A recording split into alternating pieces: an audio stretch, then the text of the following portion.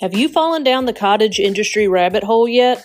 Well, if not, buckle up, Alice, and click on over to the description in the show notes and sign up. Then you can get ready for the most fun induction into the cult of all things yarn and fiber. This will include, but not limited to, free yarn, free ebooks, patterns, coupons, and much more. You don't want to miss out.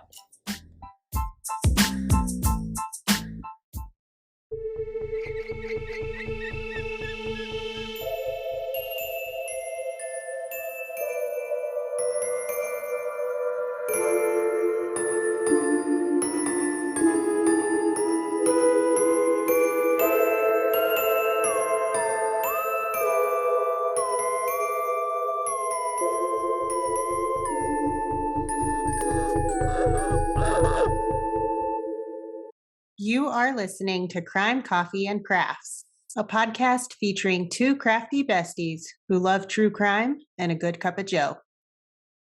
Hey, amateur sleuths. I'm Kristen. And I'm Heidi. Welcome back. Welcome. Part deux. Deux. Deux. Un, deux. Trois. 4, 5, 6, 7, 8. Okay, for all the Latin. 1, 2, 3, 4, 5, 6, 7, 8. Okay, yeah. Latin speakers. Let's just keep talking in other languages. Unum. Due, duo. Okay, yeah. Yes, I took Latin. Ich Okay. ni sanshi go roku chichi hachi kuchu. I'm sure everybody is loving this. Yes, listen to our terrible languages. Yeah. It's Counting fine. 1 to 10. It's fine. Okay, so we're back for part 2 of the Toolbox Killers. Again, not to be confused with Toy Box Killers. Correct. We're going to go through those trigger warnings again. Just in case you forgot. Sadistic rape, torture, murder, kidnapping, suicide. Not in that order. And we're jumping right back in-ish. We're going hard. Yeah. Last week we left off with Bittaker and Norris doing practice runs, picking up girls who were hitchhiking. As BFFs do. As they do, yeah. We're like besties. Okay. Obvi. All there. Like totally. Oh my God. Okay. Sorry. Now we are going to get into the murders. Starting on June 24th, 1979. On this day, the two men had completed their van renovation, #van life. Oh my. Uh-huh. But inside they had built a bed in the back with compartments to put tools in for torture. Of course. One for clothing and one for a cooler that they kept beer and like soft drinks in. Well, because you got to stay hydrated. Yes. Around 11 a.m., they drove to the beaches to drink, smoke weed, and flirt with girls all day long. Huh. They Must spent be an interesting the life. whole day in that area. Yeah. What were they doing for work? My question. Like, how did they Well, have they were money? still working. One Oh, was an electrician and the That's other right. was a machinist. So, right. yeah. So days off were spent drinking and smoking weed and talking to girls on the beach. Yep. Around 7:45 p.m., Norris saw Lucinda Lynn Schaefer walking down a side street. Lucinda had just left a meeting at a Presbyterian church. Just trying to walk home. No big deal.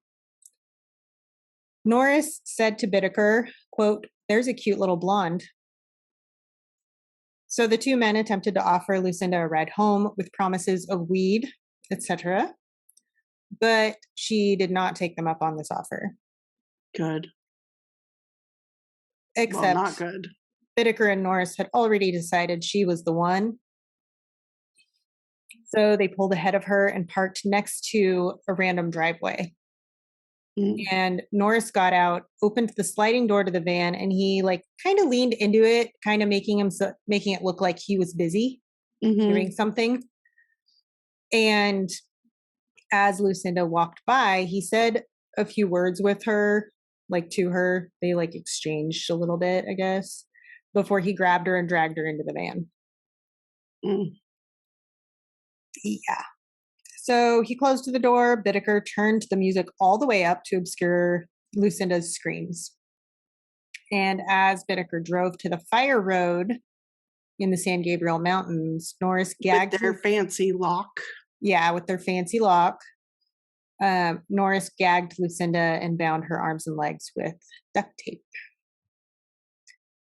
Even though Lucinda had initially been screaming, she realized quickly that screaming wasn't really doing anything. So she composed herself, probably trying to focus and remember every single thing she could about these two. Right. She did She was not trying to be cry. a good witness. She did not cry. She did not resist. She did not plead with them.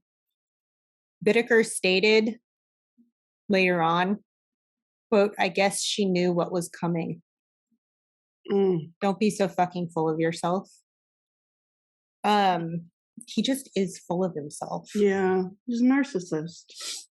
When they finally reached the fire road, Norris told Bittaker to take a walk while he raped Lucinda and to return in an hour.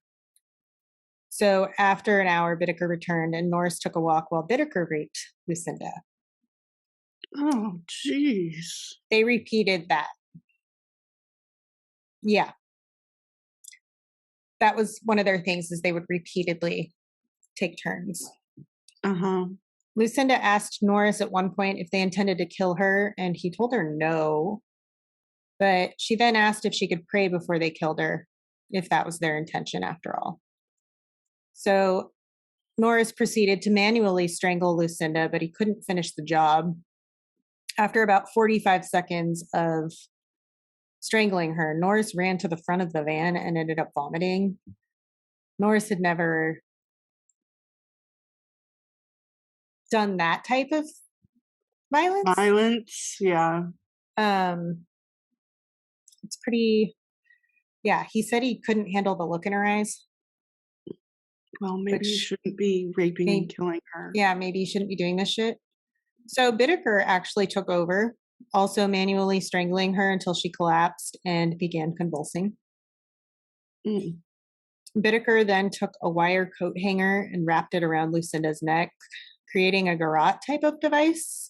And Right. he tightened it with a pair of vice grips until Lucinda stopped convulsing. Oh. Yeah. I'm They- so sorry, Lucinda. Yeah. They wrapped Lucinda's body in a plastic shower curtain and disposed of her body by throwing it into a steep canyon. Now, Bittaker assured Norris that the wild animals would take care of the evidence for them. Okay. So, yeah. So, 2 weeks after Lucinda's kidnapping, torturous rape, and murder on July 8th, I almost said 1879. Right? Wrong. Very wrong. 1979. Bittaker and Norris saw an 18-year-old girl hitchhiking on PCH. I don't know if it's Andrea or Andrea. I'm going to say Andrea. PCH, by the way, is Pacific Coast Highway. Yeah, if you Highway, don't know, Highway 1.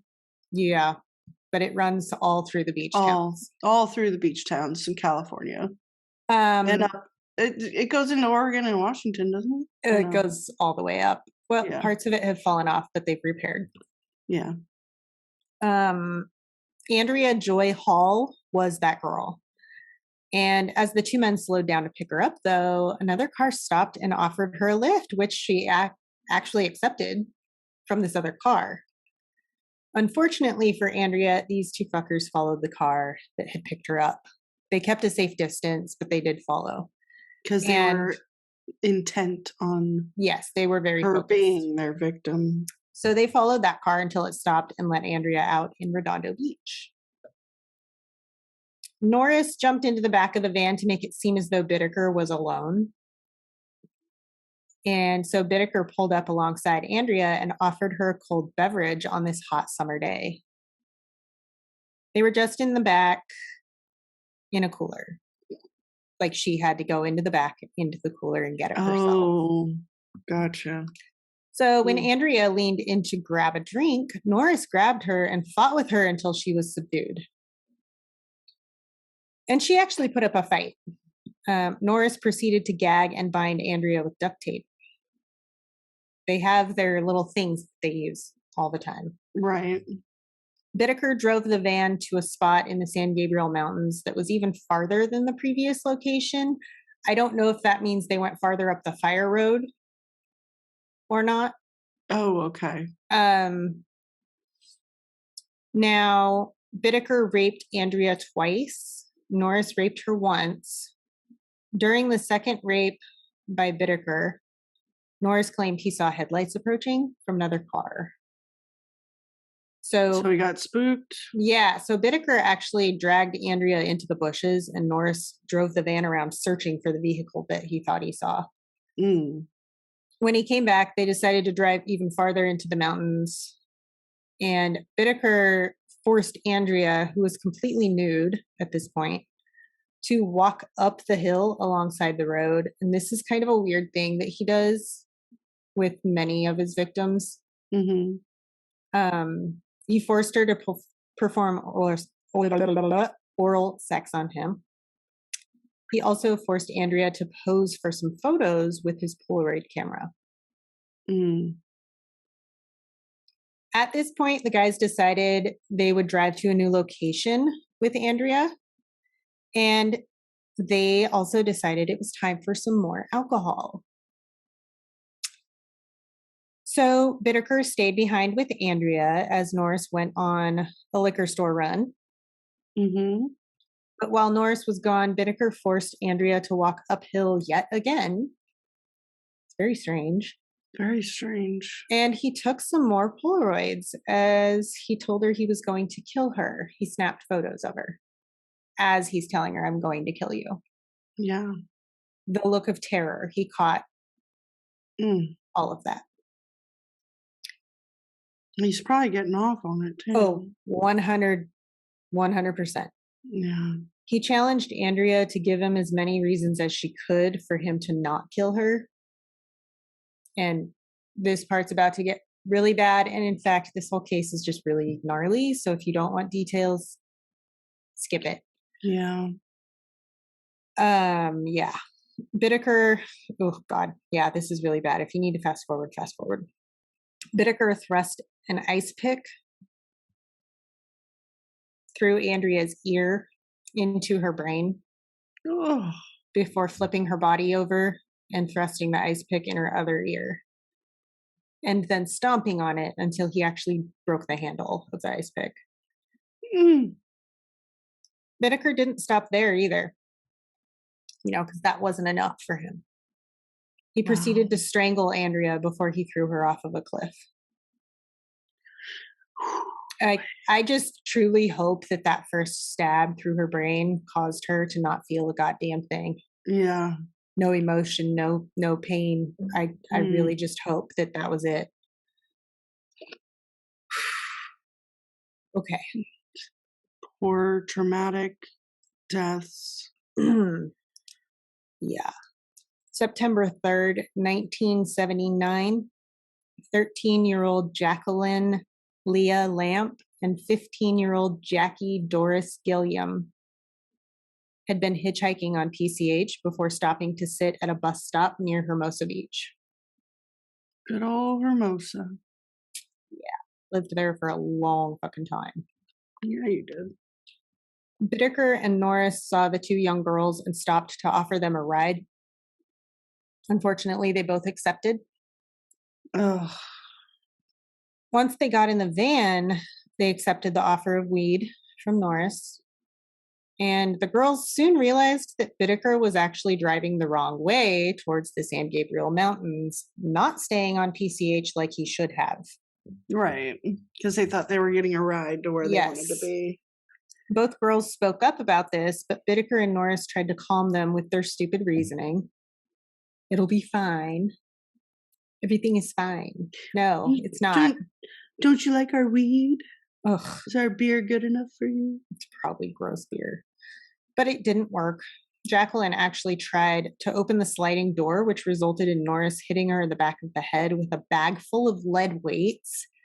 And I don't know about you, but Kristen was there when this happened to me. Getting hit with one lead weight can cause severe injury. Yeah. It can actually even knock you out. Thankfully, I did not get knocked out because it hit my leg, but damn, that shit welted up real fast. Yeah. And that weight was that big. Itty bitty. I can't imagine a whole bag full. Hitting your head. Whew, yeah. So the hit actually knocked Jacqueline out, obviously. Yeah. You would think that that would happen. He then overpowered Jackie and began binding her and gagging her. But in the middle of this, Jacqueline came to and attempted to open the door again. Mm. So Norris twisted Jacqueline's arm behind her back and pulled her back into the van. Now, at this point, Bittaker finally realized what was happening in the back of the van, and it was being viewed by potential witnesses. People could see what the fuck was happening. Which, like, what? And they didn't do anything about Yeah. it? So he actually stopped the van and helped get the girls under control. Wow. Yeah. He did this by punching Jackie in the face and then helped get both girls bound and gagged. Good. These two men Yes. are some of the most depraved individuals ever. They're monsters. Bittaker and Norris drove the girls to the mountains and held them captive for almost 2 fucking days. Oh, Yeah. wow. Repeatedly untying them, raping them, torturing them before binding them up again. The men took turns being lookout while the others slept alongside the 2 young girls. Mm. Bittaker took pornographic Polaroids of Jacqueline up on a hill. He like has a thing about hills. It's really fucking weird. Yeah, that is very strange. Yeah. He also had Norris take several Polaroids of Bittaker and Jackie together, both clothed and nude. Mm-hmm. Super weird. Now, Bittaker taped himself, like tape recorder. Yeah. Raping Jackie with her pretending to be his cousin. Mm-hmm. He told her to feel free to express her pain. Obviously, he was getting off on this because that's just who he is. Bittaker also tortured Jackie by stabbing her breasts with an ice pick and using pliers to pull off. Sorry, guys, but like, fast forward if you need to pull off part of her nipple. And after these 2 completely terrifying days of constant torture and rape, the 2 young girls were murdered. Lost Kristen. Hold, please. All right. Sorry about that. Technical difficulties, but we're back. We're here. And I caught Kristen up, so we're back. Okay. So the 2 young girls were finally murdered, which at this point it's like fucking thank goodness. They Ugh. went through hell. I can't even imagine trying to recover from that type of torture. No, it's so traumatic. Yeah. So Jackie was killed by Bittaker with an ice pick in each ear and strangulation. And Jacqueline was killed by both men. Norris actually struck her over the head repeatedly with a sledgehammer. Oh, And in between hits, Bittaker would manually strangle her. wow. Yeah. Both of the girls' bodies were thrown over an embankment. So they just chucking these bodies over. Yeah. The fucking San Gabriel Mountains probably have a lot more bodies than they even admitted to. Yeah. Yeah. 16-year-old Shirley Lynette Ledford had attended a Halloween party on Halloween of 1979 in a suburb of LA. She was hitchhiking home, standing in front of a gas station where Bittaker and Norris saw her. Authorities actually believe that she accepted a ride from them because she knew Bittaker as a customer of the restaurant where she actually worked part-time as a server. Oh boy. And apparently he had asked her out at one point and she declined. And So Norris offered Shirley some weed, but she refused. Bittaker drove to a secluded street before Norris pulled a knife on Shirley, and he then tied her up and gagged her. oh, At this point, Norris took over driving the van while Bittaker tortured and raped Shirley in the back. He punched her repeatedly, struck her with a sledgehammer, tortured her with pliers, all in between and during his rapes. mm, If you have a queasy stomach, I'm really sorry, but yeah. During all of this, he was recording on that tape recorder. wow. Yeah. He was screaming at her, mocking her cries, telling her to scream louder. And Shirley can be heard screaming for her life, begging for the abuse to stop on these recordings. You can hear the sounds of Bittaker grabbing his tools from the toolbox under the bed. Like I can't even imagine listening to these fucking recordings. No, it would take a depraved person to actually, To want to listen to that. yeah. Yeah. I mean, I get curiosity, but Well, these that is that recordings, woman's, these recordings are actually used to this day for good, which is, I know it's hard to see it, but we'll get Yeah. there. We'll get there at the end of the case. no, yeah, I get it. I just, Yeah. it's, Once Bittaker was done, him and Norris traded places. Norris turned the tape recorder back on and immediately yelled at Shirley to scream or I'll make you scream. To which Shirley replied, I'll scream if you stop hitting me. mhm. She then screamed several times before Norris told her to stop. So Norris grabbed the sledgehammer as Shirley screamed, oh no. He then hit her on the elbow and she informed him that her elbow was now broken. So he proceeded to hit her in the exact same spot 25 plus more times. Mm-hmm. After about 2 hours, Norris strangled Shirley with their homemade garrote, the coat hanger with pliers. Mhm. And the two strayed from their normal disposal of bodies. Oh, Bittaker- so they didn't chuck her off a cliff No. this time? Bittaker wanted to see the reaction of the press. Oh, So they opted to leave her body in a bed of ivy on some random front lawn in Sunland. they wanted notoriety. Well, they also just get off on creeping people They, out. yeah. So the next day, as a local person was out for their morning jog, they got more than they bargained for when they came across Shirley's lifeless body. And not just lifeless. I mean, she was Just brutalized. battered. It's bad. Yeah. Now, keep in mind, all of the other girls were just missing. None of their bodies had even been found yet. Nobody realized what the fuck was happening at this point. Right. This was the And first one to. It's a short period of time. Mhm. You know, they were only active for like 5 months. Thank God. As far as we Yeah. know, I personally Right. think that there are a lot more girls that they are responsible for. They just didn't admit to it. Mm. During autopsy, Shirley's body showed signs of rape and much more torture than we even talked about. And we're not going to because it's so much worse than any of us could even imagine. Yeah. And like, if you want to know the fucking details, look it up yourself. I'm not going to force you to listen to any of that.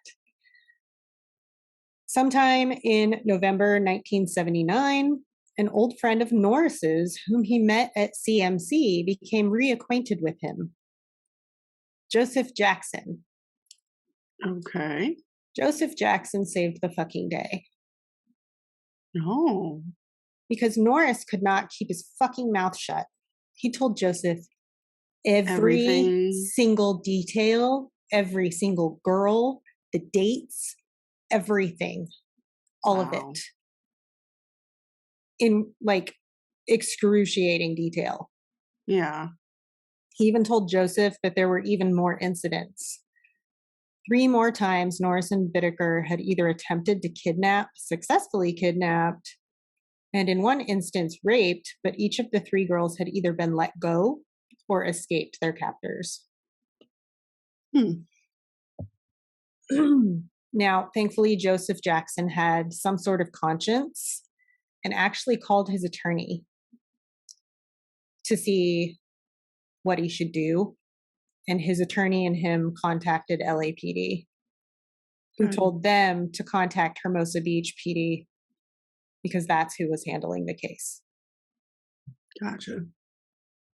A detective with HBPD named Paul Bynum got the case.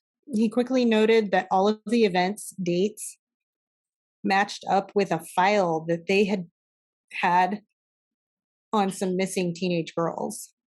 Oh, okay. So they were paying attention that there was a pattern happening. And they were they able to just- cross-reference. Yeah. On top of that, there was a compelling incident Norris had told Joseph about, and the police had a report on that as well. A young woman named Robin Robeck had been maced, like pepper spray maced, Yeah. by 2 men before they dragged her into their van and raped her. She was released afterwards. Oh, they let her go? Yeah. Detective Bynum sent an investigator to Robin's residence in Oregon to show her some mugshots, and she immediately identified the photos of Bittaker and Norris, which, like, fuck yeah. I like that feeling, I'm sure, was like overwhelming, like relief. Yeah. So Had to be. let's get that justice served. Now, Hermosa Beach Police Department had some sort of evidence brewing against Norris and Bittaker, thankfully. So they actually put Norris under surveillance at that point. Smart. And just days later, they witnessed Norris dealing what was then illegal drugs, marijuana. Right. There was a direct violation of Norris's parole. Norris was arrested on November 20th, 1979.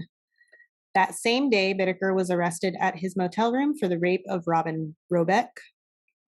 Now, unfortunately, Robin couldn't identify them in a police lineup. Hmm. They probably somehow changed their appearance. Yeah.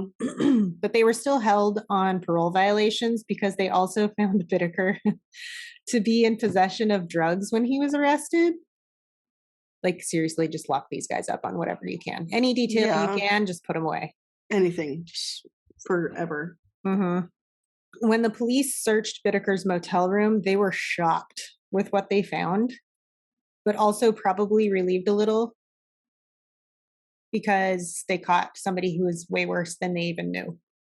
Right.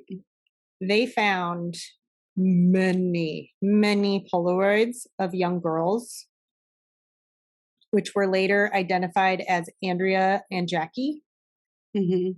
They also found 7 bottles of acidic materials he intended to use on future victims. Interesting. He was going to take that torture way further. Right. Burn off their skin. Uh-huh. That's a terrible way to go. That's awful. Inside his van, they hit the jackpot as far as evidence goes. Everything was still in there. The sledgehammer, probably the pliers, I would imagine. I'm sure. Everything. The bag full of lead weights, and a tape recording of a girl in severe distress, pleading for her life while being beaten and raped. Mm. They also found Vaseline, 2 necklaces that had belonged to 2 of their victims, and a book on how to find police radio frequencies, which clearly Okay. they weren't doing that right because they got caught. Right. So this part broke me a little because, like, putting myself in this situation. Okay. Right.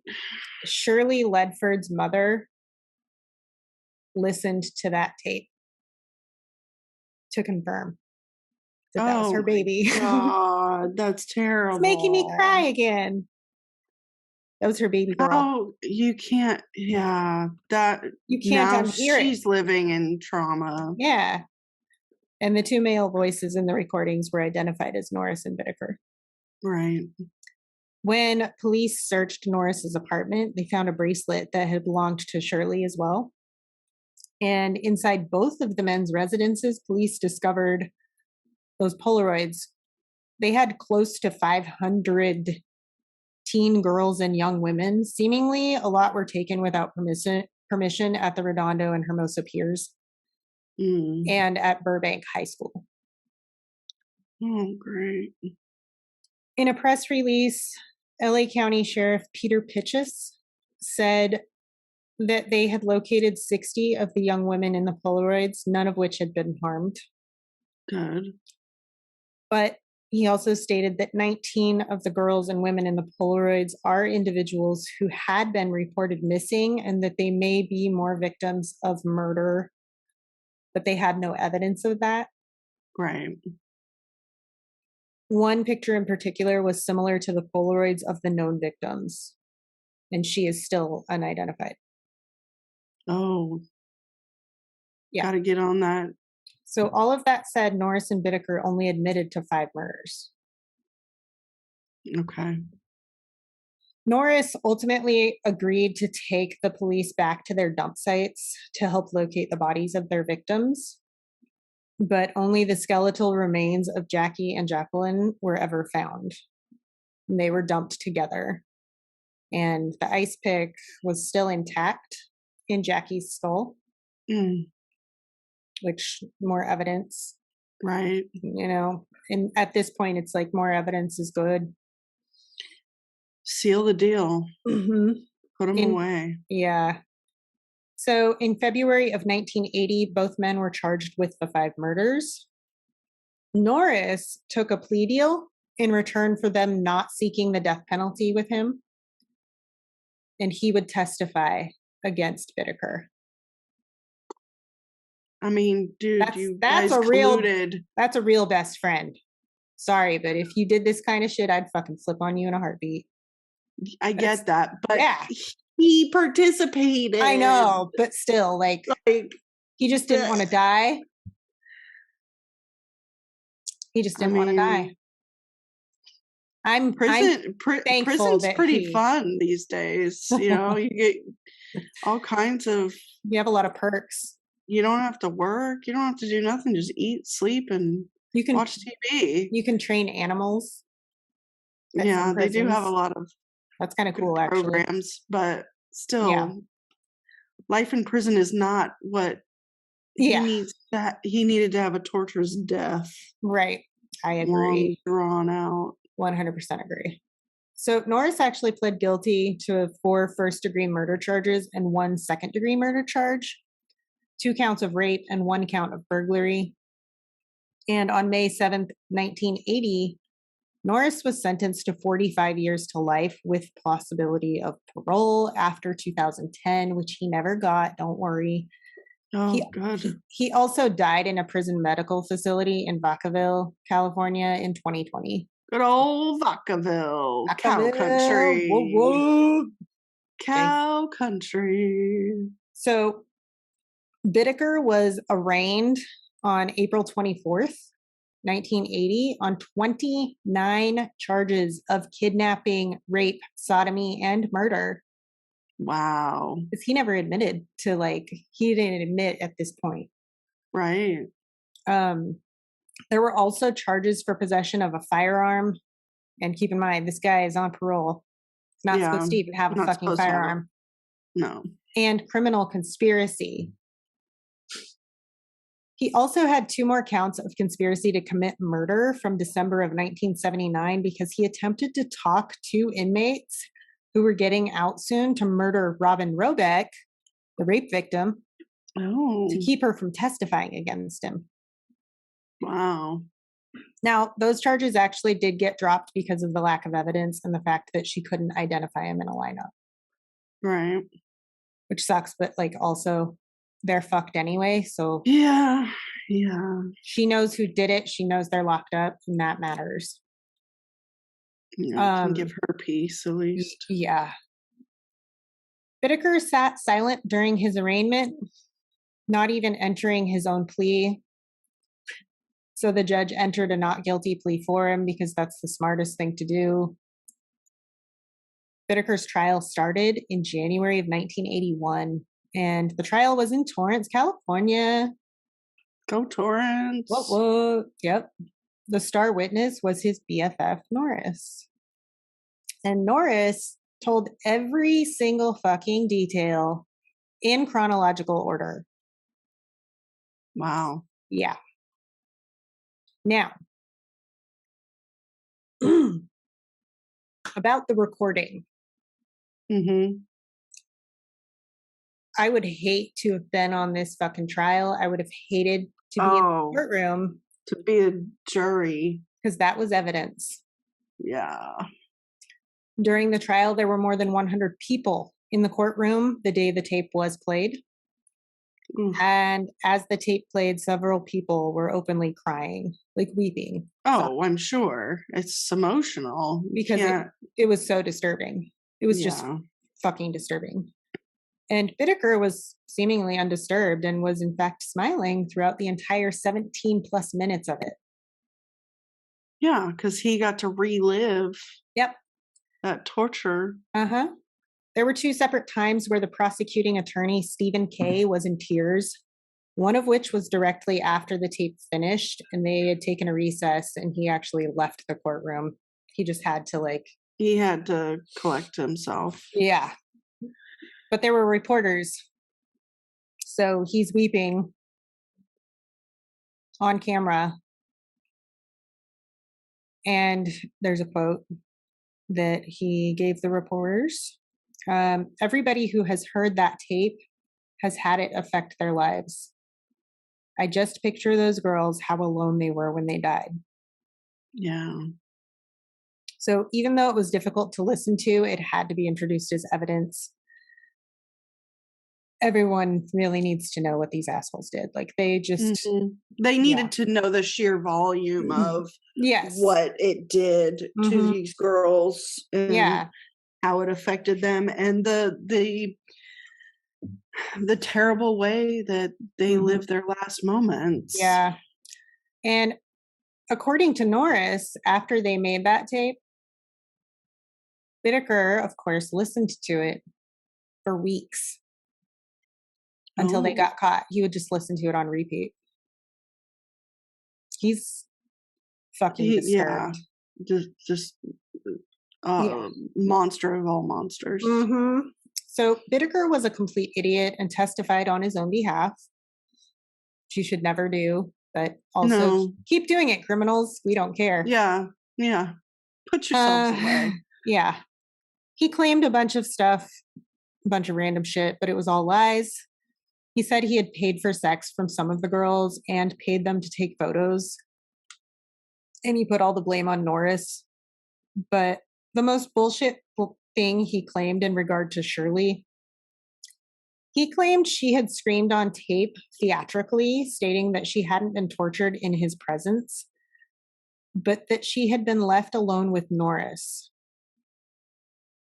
Now, on that note, I have a quote from Norris describing his recollections of the audio tape the pair had created. Quote, "We've all heard women scream in horror films, basically calling bullshit on Bittaker. Right. Still, we know that no one is really screaming. Why? Simply because an actress can't produce some sounds that convince us that something vile and heinous is happening." And that's true. If you ever be real fear. If you ever heard that tape, there's just no possible way that you'd not begin crying and trembling. I doubt you could listen to more than a full 60 seconds of it. Yeah. So on February 17th, 1981, Bittaker was found guilty on the following charges: 5 counts of first-degree murder, 1 charge of conspiracy to commit first-degree murder, 5 charges of kidnapping, 9 charges of rape, 2 charges of forcible copulation, 1 charge of sodomy, and 3 charges of unlawful possession of a firearm. He's fucked. thankfully. I hope so. On February 19th, the jury decided after only 90 minutes of deliberation that Bittaker should be sentenced to death. Good. And Bittaker showed zero emotion as the verdict was delivered. On March 24th, he was formally sentenced to death with some stipulations by the judge. If this is the best fucking part ever, I wish they did this for all of them. If in the event that his sentence was reverted to life imprisonment, the alternative sentence would be 199 years and 4 months. Very specific. Wow. So Bittaker was actually incarcerated at San Quentin. And he died there on December 13th, 2019 from natural causes. So he probably had a pet cat too, because they allow that. Yeah. It's fucked. Wow. The prosecutor in the trial, Stephen Kay, has said that he had nightmares where he would be rushing to Bittaker's van, but he was always too late. And the detective, Paul Bynum, who was the lead on the case, sadly completed suicide at the age of 39. He left a 10-page suicide note that specifically said this case haunted him and he feared they would be released from prison one day. Wow. Yeah. That's insane. This case fucked a lot of people up. And, yeah. I mean, yeah. That's just so much. Dealing with that kind of case, I can't even fucking imagine. I just can't. That's gnarly. Yeah. Seeing what those kids went through, hearing it. So the audio recording is in the care of the FBI Academy. Oh, and they use it to desensitize. Training. They desensitize their recruits during training by using that. Because torture is real, and that is real torture. That is a real recording. Oh, yeah. Yep. So I guess I'm glad I didn't go to the FBI. I'm really, seriously. Holy shit. Yeah. Although it would take a lot to desensitize me fully. I am too empathetic. It's hard for me not to have emotion. Yeah. Yeah. You don't show it, but I know. I know it's there. Yeah. I mean, same, but. So yeah, that's the case of the Toolbox Killers. Sources, there's a show called Wicked Attraction on Discovery Plus. It's season 2, episode 6. Murderpedia, Wikipedia, newspapers.com. That was fucking horrendous. Awful, awful, awful, awful. The worst. They were terrible humans. Yeah.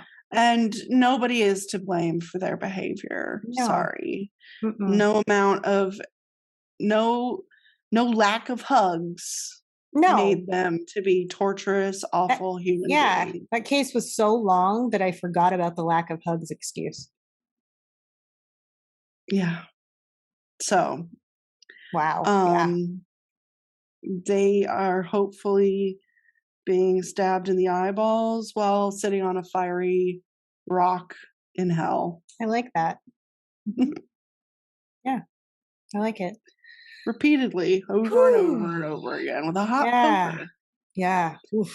So that's all you got? That's all I got. I need to we need like a de-stressor. I need to what is it? A palate cleanser. Palate cleanser. There you go. Yeah. Palate cleanser for true crime. Yeah. Which we have. It's where we go and eat cookies and dream of rainbows and unicorns. Oh, fuck yeah. Unicorn farts. There's one. Yeah. Unicorn fart. All right. So yeah, until next time, ta-ta. For now. Thanks for listening to Crime, Coffee, and Crafts. If you love our podcast, please rate and review us on Apple Podcasts. This helps us more than you know. If you really love us and want to support us, go to our website at www.crimecoffeeandcrafts.com. From there, you can join our Patreon, shop our merch, and find us on social media.